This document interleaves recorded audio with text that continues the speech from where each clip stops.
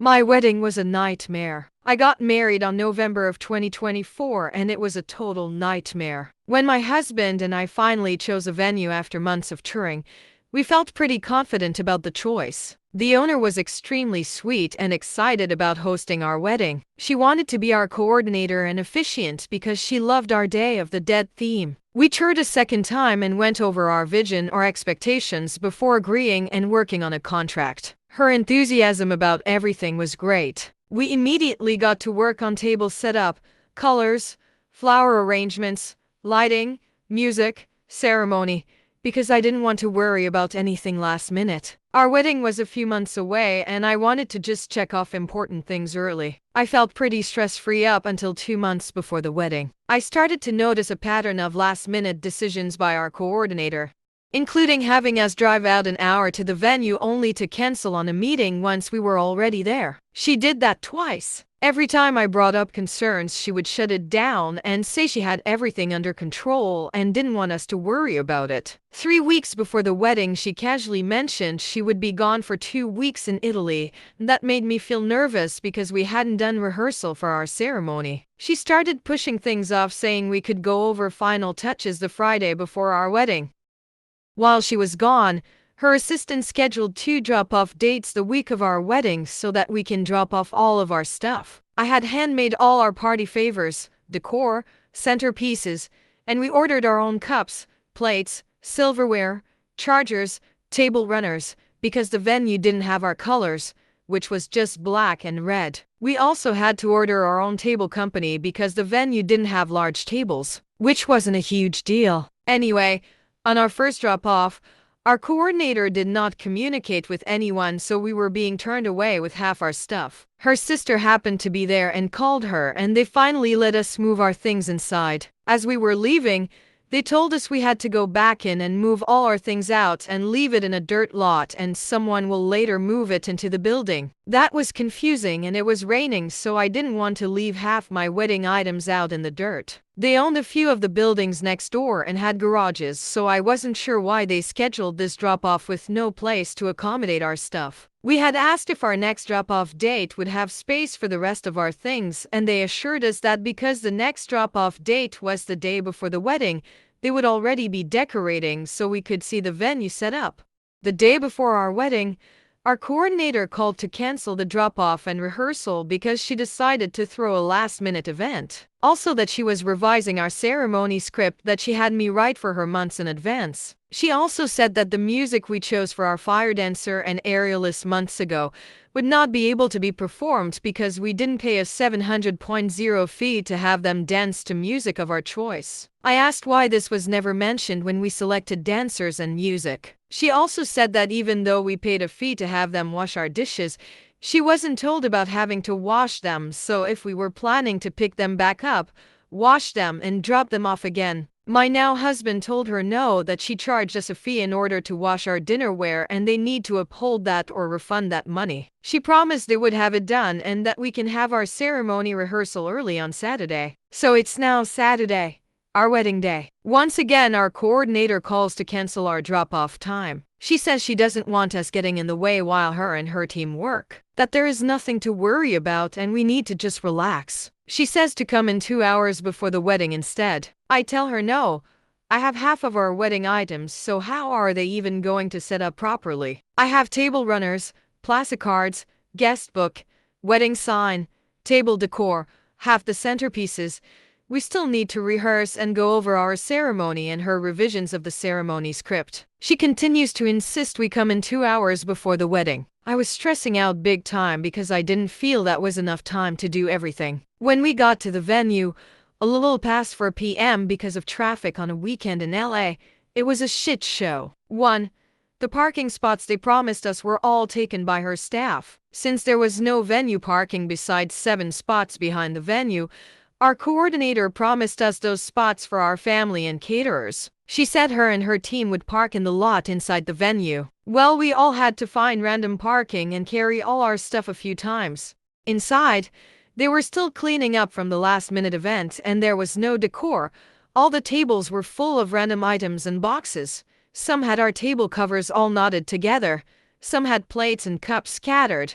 Some had all the chargers in piles, tables and chairs in the wrong spots, our dishware and silverware still in boxes unwashed. I got so lucky that my parents had arrived at the same time with my cake and it was all hands on deck. Weirdly, my coordinator and her team decided to all go into the bar and do their makeup while my husband, our children, my parents' sisters and sister-in-law set up everything. We first had to clear out all the mess and boxes on all the tables, then set the tables and chairs in the right place. Our coordinator didn't even remember what our tablecloth colors were. My mom put them down while my sisters put down runners.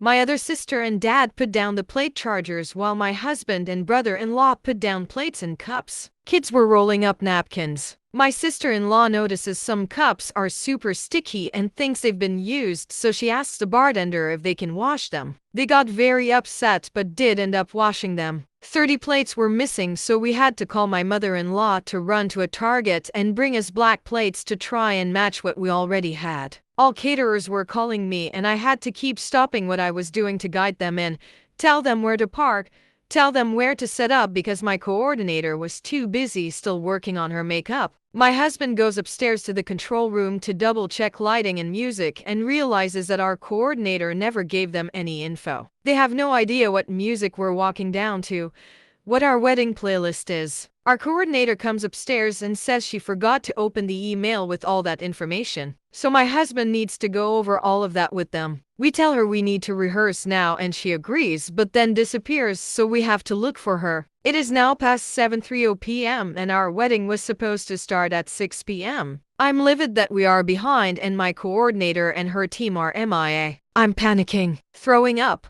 doing my best to keep it together. We have zero time for pre-wedding pictures like we had originally planned. Our rehearsal was like 5 minutes long. Our guests have been lined up outside in the cold waiting this entire time. One of the staff members finally decides to put up our wedding sign outside and decorate the walkway in front of our guest. Highly embarrassed. We tell our coordinator that they need to start letting people in because we paid for 3 hours of food service and it's almost 8 p.m. and they're leaving at 9 p.m. She disappears again and my husband and I are waiting behind the stage to walk down the aisle. After 15 minutes we don't hear our cues, so we peer our heads and no one had entered the venue yet. My husband is now pissed and runs out to the front and tells the doorman to let everyone inside. He says our coordinator said not to. My husband says they need to come in now because we're 2 hours behind schedule. He runs back inside and we wait again. This time they're only letting 10 people at a time. My husband tells the doorman again to please just let the line in. Originally the whole plan was to let 10 at a time because in order to get into the venue you have to go into a cool lobby and go through a bookcase. The lobby had our guest book where guest had time to sign it. We clearly had no time to let everyone experience the lobby and sign the guest book. Finally everyone is inside.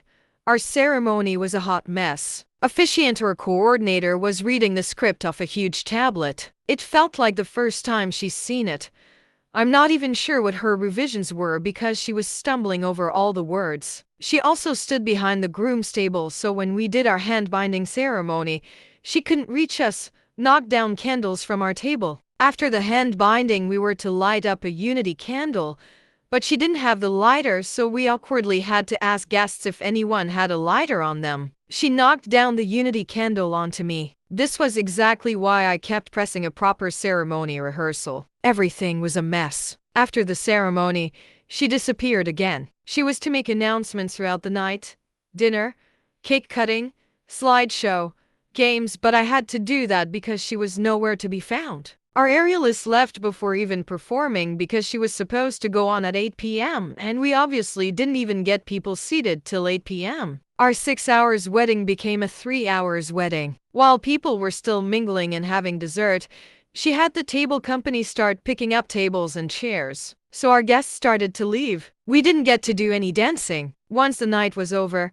she avoided us while we helped clean up. We stayed an extra hour helping her staff collect dishware and silverware, fold table covers, runners, clean food off the floors. The next day we had to come back and pick up our things. Our stuff was left in the dirt lot all over the floor. All the missing items were here too.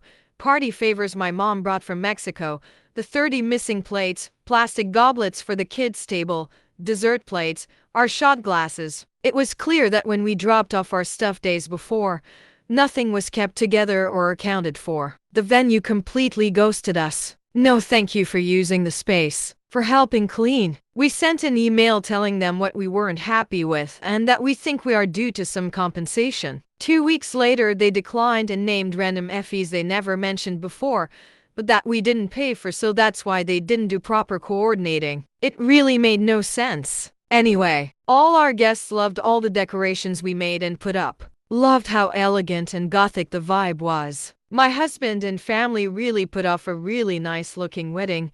We went to Puerto Rico for a week and it helped forget this awful experience. Lessons were learned.